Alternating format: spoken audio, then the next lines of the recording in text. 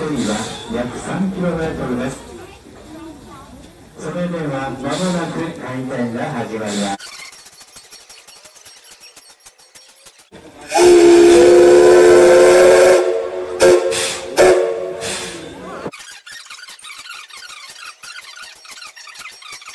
約 7.5 トンまで積むことができます。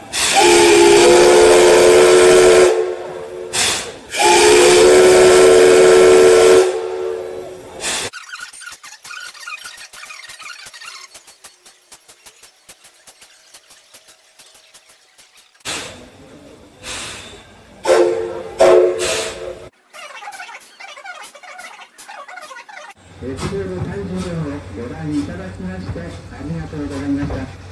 次回は鉄道の体重へのご乗車を心よりお待ちいたしております。ありがとうございました。